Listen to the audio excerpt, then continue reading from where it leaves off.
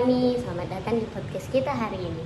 Saya Nabila dan saya ditemani oleh teman saya Nur Anissa M. Hai semuanya, terima kasih sudah mampir. Hari ini kita akan membahas topik yang cukup berat tapi penting banget untuk dipahami, yaitu hak asasi manusia, demokrasi, konsep di negara. Betul banget Iksya, kita sering kali dengar istilah ini. Tapi apa sih artinya dalam kehidupan sehari-hari? Yuk kita bahas. Oke Bil, kita mulai dari HAM dulu. Menurut kamu apa sih hak asasi manusia itu? HAM adalah hak dasar yang dimiliki setiap manusia sejak lahir yang bersifat universal, artinya semua orang tanpa terkecuali. Contohnya? Contohnya hak untuk hidup, hak untuk mendapatkan pendidikan, dan hak untuk berpendapat. Benar banget, tapi meskipun HAM itu universal, banyak kasus pelanggaran HAM yang terjadi ya, misalnya diskriminasi hak atau agama, sampai yang ekstrem seperti pernikahan modern.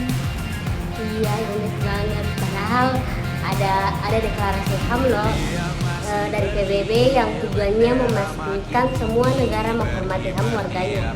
Tapi di beberapa negara pelaksanaannya masih jauh dari kata ideal. Betul. Kalau di Indonesia sendiri kita punya HAM yang dijamin dalam Undang-Undang 1945 Pasal 28 kebinekaan juga sering kita dengar pelanggaran. Tentunya, misalnya konflik agraria yang mengorbankan masyarakat kecil. Intinya HAM bukan cuma teori, tapi juga implementasi. Sekarang kita masuk ke topik kedua, demokrasi. Apa yang terintegrasi gitu dengan kamu? Demokrasi.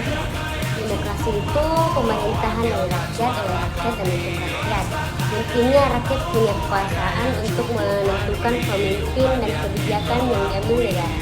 Wah, singkat tapi jelas. Nah, sistem demokrasi ini penting karena memberikan ruang bagi kebebasan, berpendapat, dan partisipasi masyarakat. Iya, contohnya di Indonesia kita punya pemilu sebagai salah satu wujud demokrasi rakyat untuk memilih langsung wakil pemimpin di masa depan. Tapi demokrasi yang Betul banget, salah satunya adalah money politik atau politik uang. Kadang demokrasi yang ideal juga rusak karena beberapa pihak yang menyalahgunakan kekuasaan dengan uang. setuju. Demokrasi itu seharusnya memberi keadilan bukan juga dari komunitas. Makanya penting bagi kita sebagai warga negara untuk menguasai hak politik. Nah, terakhir kita bahas konsep negara hukum. Apa yang kamu ketahui tentang konsep negara hukum? Negara hukum itu negara yang segala aspek diatur oleh hukum bukan berdasarkan kekuasaan semata. Jadi hukum itu harus berlaku adil untuk semua orang tanpa pandang bulu. Benar, di Indonesia konsep negara hukum ini tercantum di Undang-Undang 1945 Pasal 1 ayat 3.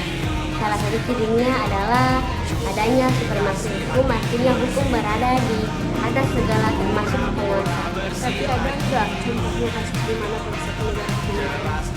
Banyak ya, salah satunya kasus korupsi.